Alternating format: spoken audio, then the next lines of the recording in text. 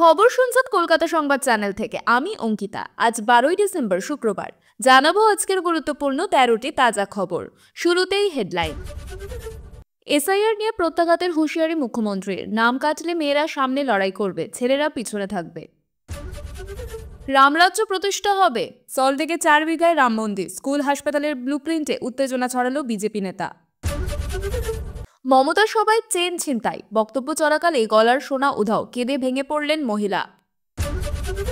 শেখ শাহজাহান আমার পুরো পরিবারকে শেষ করতে পারে, ছেলে হারিয়েও আতঙ্কে ভোলা ঘোষ। 8 জনের বিরুদ্ধে অভিযোগ দায়ের। 26-এ বদলও হবে, বদলাও হবে। আমতার জনসভা থেকে পরিবর্তনের ডাক শুভেন্দুর। ভোটের আগে তৃণমূলের রক্তক্ষয়ী গোষ্ঠীদ্বন্দ্ব। মেমারিতে সমর্থক খুনে তোলপাড় পূর্ব বর্ধমান। ভোটের আগে বাঁকুড়ায় 200 জন মুসলিম যোগ দিলেন বিজেপিতে। থাকবে 2টি ব্যালট। ঘোষণা হয়ে গেল বাংলাদেশের নির্বাচনের দিনক্ষণ। রাজ্য 100%ই এনুমারেশন ফর্ম বিলি। খসড়া তালিকা বের হলে কিভাবে দেখবেন নাম আছে কিনা। চীন সীমান্ত লাগোয়া অরুণাচলে 10,000 ফুট গভীর খাদে ট্রাক পড়ে মৃত 17। গ্রাম থেকে শহর পথশ্রী রাস্তাশ্রী প্রকল্পে 20,000 কিলোমিটার রাস্তার কাজের সূচনা করলেন মুখ্যমন্ত্রী। 7 রাজ্যে ফের এসআইআর এর সময়সীমা বৃদ্ধি করল কমিশন। উত্তরপ্রদেশকে সবচেয়ে বেশি বাড়তি সময় নয়, পশ্চিমবঙ্গকে। প্রিয় দর্শক, যদি আপনি আমাদের ভিডিও নতুন দেখেন তাহলে কলকাতা সংবাদ চ্যানেলটি সাবস্ক্রাইব করুন এবং পাশে থাকা বেল আইকনটি ক্লিক করে রাখুন, যাতে পরবর্তী খবরের আপডেটগুলো সবার আগে আপনি পেতে পারেন। এতক্ষণ শুনলেন আজকের সংবাদ শিরোনাম। এবার দেখে নিন একে একে বিস্তারিত খবর।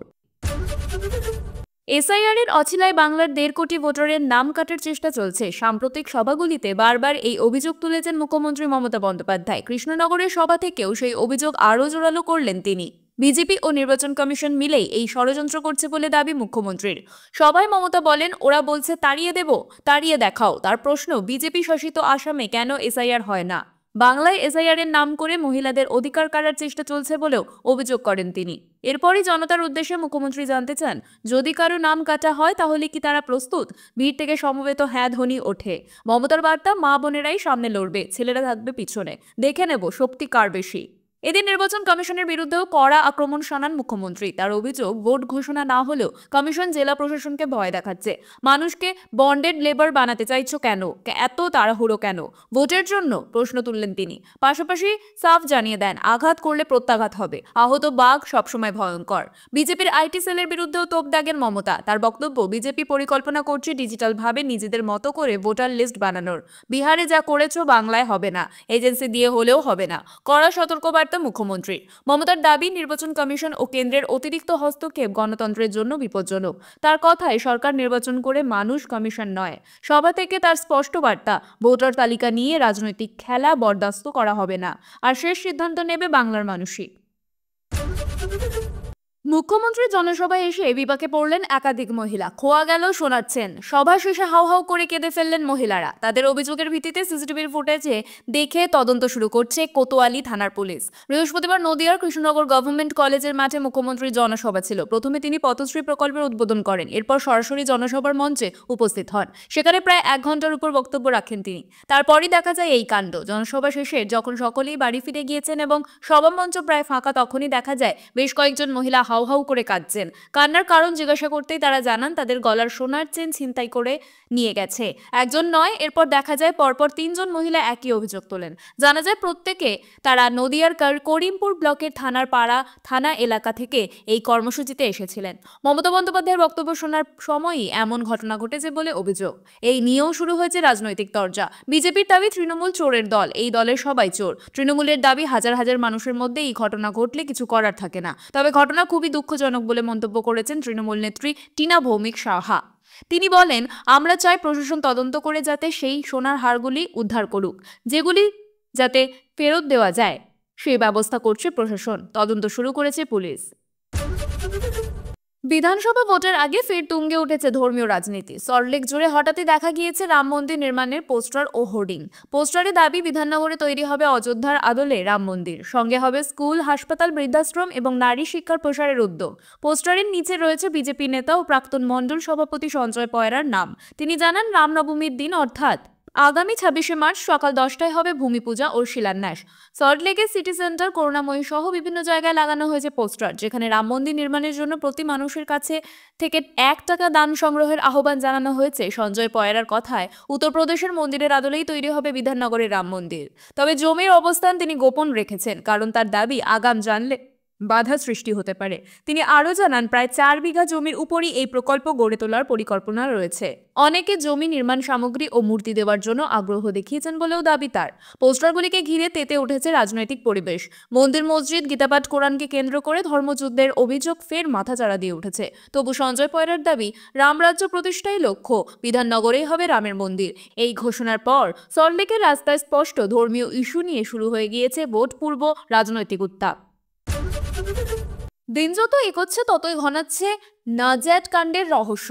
জেলবন্দি অবস্থাতেই কি ষড়যন্ত্রের জাল বুনেছিলেন শাহজাহান, এমনই জল্পনা বাড়ছে। এদিকে ঘটনায় 8 জনের বিরুদ্ধে এফআইআর দায়ের করলেন ভোলানাথ ঘোষ। অভিযোগের শুরুর দিকেই নাম রয়েছে শেখ শাহজাহান এবং তার স্ত্রী তসলিমা বিবি, পাশাপাশি গফর শেখ, সাবির আলী মোল্লা, ছয়রাব মুইর, আবুল কাহার মোল্লা, আব্দুল আলী মোল্লা ও নজরুল মোল্লার নামও রয়েছে তালিকায়। সূত্রের দাবি, ঘাতক গাড়ির চালক আব্দুল আলী মোল্লা এবং পালানোর নেপথ্যের বাইক চালক নজরুল মোল্লা।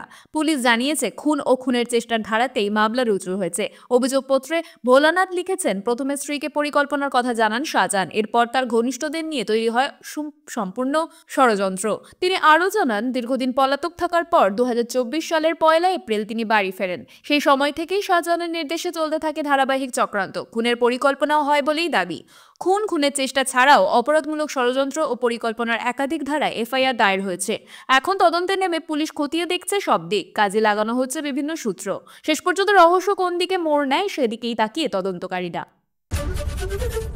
ভারতীয় মুসলিম বিরোধী নই, বাংলাদেশে অনুপ্রবেশকারী মুসলিম বিরোধী, এই কথাই বারে বারে শোনা গিয়েছিল বিরোধী দলনেতা শুভেন্দু অধিকারীর মুখে। এবার কি সেই মন্তব্যেরই বাস্তবায়ন করে দেখালো বিজেপি? মুসলিম সম্প্রদায়ের 200 জনকে দলে যোগদান করালেন বিজেপি নেতা রাহুল সিনহা। গতকাল রাতে বাঁকুড়ার সার্কিট হাউস মোড়ে বিজেপির একটি দলীয় কর্মসূচি ছিল, সেখানে যোগ দিয়েছিলেন রাহুল সিনহা। বাঁকুড়া বিধানসভা এলাকার প্রায় 200 জন মুসলিম সম্প্রদায়ের মানুষের হাতে বিজেপির দলীয় পতাকা তুলে দেন রাহুল। রাহুলের বক্তব্য, তৃণমূলে যে সকল লোকজন যোগদান করেন তারা কেউই এলাকার বাসিন্দা নয়, রাজ্য নেতৃত্বকে দেখানোর উদ্দেশ্যই থাকে তাদের। রাহুল সিনহা এদিন বলেন, ভারতীয় মুসলমান ও হিন্দুদের মধ্যে কোনো তফাৎ নেই, কেউ এক চুলো বেশি ও এক চুলো কম নয়। নজরুলের বাণীকে স্মরণ করি, কিন্তু আমরা কোনোভাবেই বাংলাদেশ, আরব, মায়ানমার থেকে আসা মুসলমান অনুপ্রবেশকারীদের ঠাঁই দেব না। আর পরিষ্কার বলছি, যারা বাবরের তাবেদারি করবে তাদেরও এই দেশে থাকতে দেব না। মন্দির, মসজিদ, হিন্দু মুসলমানের আমদানি সব বিজেপির কাছ থেকে হয়েছে। আর রাহুল সিনহা নিজেই দলের মধ্যে ব্রাত্য, তার এই ধরনের মন্তব্যের কোনো যুক্তি আছে বলে আমি মনে করি না। তৃণমূলের বাঁকুড়া জেলা সহ সভাপতি বিধান সিংহ বলেন, মন্দির, মসজিদ, হিন্দু মুসলমানের আমদানি সব বিজেপির কাছ থেকে হয়েছে, আর রাহুল সিনহা নিজেই দলের ব্রাত্য, তার এই ধরনের মন্তব্যের কোনো যুক্তি আছে বলে আমি মনে করি না। জুলাই অভ্যুত্থানের বর্ষপূর্তিতে বাংলাদেশের অন্তর্বর্তী সরকারের প্রধান উপদেষ্টা মোহাম্মদ ইউনূস জানিয়েছিলেন, রমজানের আগেই জাতীয় নির্বাচনের প্রক্রিয়া শেষ হবে। অবশেষে সেই প্রতিশ্রুতি অনুযায়ী বাংলাদেশের জাতীয় নির্বাচনের নির্ঘণ্ট ঘোষণা হলো নির্বাচন কমিশন। বৃহস্পতিবার সন্ধ্যায় জাতির উদ্দেশ্যে ভাষণ দিয়ে প্রধান নির্বাচন কমিশন এম নাসির উদ্দিন জানিয়ে দেন, আগামী 12ই ফেব্রুয়ারি অনুষ্ঠিত হবে এক দফার ভোট গ্রহণ। সকাল 7টা থেকে বিকেল 4টে পর্যন্ত চলবে ভোট। নির্বাচন কমিশন জানিয়েছে, মনোনয়ন দাখিল পর্ব চলবে 29শে ডিসেম্বর থেকে 4 জানুয়ারি পর্যন্ত। মনোনয়ন গ্রহণ ও প্রত্যাহারের তালিকা প্রকাশ করা হবে 20শে জানুয়ারি, আর 21শে জানুয়ারি প্রতীক বরাদ্দ হবে। এরপর 22শে জানুয়ারি থেকে শুরু হবে আনুষ্ঠানিক প্রচারকাল। গুরুত্বপূর্ণ বিষয় হলো, জাতীয় নির্বাচনের দিনেই অনুষ্ঠিত হবে বাংলাদেশের ইতিহাসে প্রথম গণভোট। নির্বাচনের জন্য থাকবে সাদা ব্যালট আর গণভোটের জন্য গোলাপি ব্যালট, দুটি প্রক্রিয়ায় একসঙ্গে সম্পন্ন হবে। এই ঘোষণা স্বাগত জানিয়ে ইউনূস বলেন, এই তফসিল প্রকাশের মাধ্যমে বাংলাদেশের গণতান্ত্রিক অভিযাত্রা নতুন মাইলফলকে পৌঁছল। নির্বাচন কমিশন স্বাধীন, নিরপেক্ষ ও পেশাদারিত্ব বজায় রাখবে বলেই তার বিশ্বাস। তিনি মনে করেন, এই নির্বাচন ও গণভোট দেশের গণতন্ত্র পুনঃপ্রতিষ্ঠার দিকেই বড় পদক্ষেপ। নির্বাচন কমিশনের সর্বশেষ তথ্য অনুযায়ী রাজ্যে 100% এনুমারেশন ফর্ম বিতরণ সম্পন্ন হয়েছে এবং তার মধ্যে 99.96% ডিজিটাইজেশন শেষ। আগামী 16ই ডিসেম্বর প্রকাশিত হবে খসড়া ভোটার তালিকা। ভোটাররা নিজেদের নাম আছে কিনা তা জানতে পারবেন অফলাইন ও অনলাইন দুই পদ্ধতিতেই। বিএলওদের কাছে থাকা তালিকাতেও দেখা যাবে নাম। পাশাপাশি রাজনৈতিক দলগুলিকে দেওয়া হবে তালিকার সফট কপি, আর জেলা থেকে মিলবে প্রিন্টেড কপি। অনলাইনেও দেখা যাবে। ইলেকটোরাল রোলের জন্য যেতে হবে ডিইও বা সিইওর অফিসিয়াল ওয়েবসাইটে। সূত্রের খবর, যাদের নাম বাদ পড়বে 16 ডিসেম্বরের পর সেই তথ্য রাজনৈতিক দলগুলিকে জানিয়ে দেবে কমিশন। তখন থেকে অনলাইনে পাওয়া যাবে বাদ যাওয়া নামের তালিকা। কারো নাম না থাকলে সেখান থেকে ফর্ম 6 পূরণ করা যাবে। পাশাপাশি পূরণ করতে হবে অ্যানেক্সার 4, যা বিএলওদের কাছেও জমা দেওয়া সম্ভব। এরপর ডাক যাবে এবং হিয়ারিং এর জন্য এসডিও, ডিএম অফিস বা কোনো স্কুল কলেজে যেতে হতে পারে। এর আগে এক দফায় গোটা দেশে বেড়েছিল এসআইআর এর সময়সীমা। খসড়া তালিকা প্রকাশের নির্ধারিত তারিখ 9 ডিসেম্বর থেকে পিছিয়ে করা হয়েছে 16 ডিসেম্বর। চূড়ান্ত তালিকা প্রকাশের তারিখও 7 ফেব্রুয়ারি থেকে বাড়িয়ে 14 ফেব্রুয়ারি করা হয়েছে। এদিন ফের 5 রাজ্য ও একটি কেন্দ্রশাসিত অঞ্চলের জন্য সময়সীমা বাড়ালো কমিশন। তামিলনাড়ু ও গুজরাটে খসড়া তালিকা প্রকাশ হবে 19 ডিসেম্বর, মধ্যপ্রদেশ, ছত্তিশগড় ও আন্দামান নিকোবরে 23 ডিসেম্বর এবং উত্তরপ্রদেশে 31 ডিসেম্বর প্রকাশিত হবে খসড়া তালিকা। পূর্ব বর্ধমানের মেমারিতে তৃণমূলের গোষ্ঠী কোন্দল ফের প্রাণ কাড়ল এক সমর্থক। নিহত লালটু শিকদার বৎসর 70, স্থানীয়ভাবে তৃণমূল সমর্থক হিসেবে পরিচিত ছিলেন। অভিযোগ, গ্রন্থাগার মন্ত্রী সিদ্দিকুল্লাহ চৌধুরীর উপস্থিতিতে বর্ধমান জেলা বইমেলার অনুষ্ঠানে যোগ দিয়েছিলেন তিনি। ফেরার পরই এলাকা তৃণমূল কর্মী আসলিম শেখ ওরফে তারু তার সঙ্গে কটূক্তি ও বচসায় জড়ায়। পরিবারের দাবি, পরদিন সকালে উত্তেজনা বাড়লে তারু লালটুর বুকে ঘুষি মারে। মেমারি গ্রামীণ হাসপাতালে নিয়ে গেলে তাকে মৃত ঘোষণা করা হয়। নিহতের পরিবার অভিযোগ তুলেছে, আসলেম শেখ তৃণমূলের মেমারি 2 নম্বর ব্লকের প্রাক্তন সভাপতি মোহাম্মদ ইসমাইলের অনুগামী। যদিও ইসমাইল জানিয়েছেন তিনি বিষয়টি খতিয়ে দেখবেন। ঘটনা নিয়ে সিদ্দিকুল্লাহ চৌধুরীর দাবি, এটি সম্পূর্ণ পারিবারিক বিবাদ, রাজনীতির যোগ নেই। তবে টানা ঘটনার পুনরাবৃত্তিতে প্রশ্ন উঠছে তৃণমূলের অন্তর্দ্বন্দ্ব নিয়ে। কারণ এর আগেই বীরভূমের নানুরে তৃণমূলের বুথ সভাপতি রাসবিহারী সর্দারকে গোষ্ঠীদ্বন্দ্বে পিটিয়ে খুনের অভিযোগ ওঠে।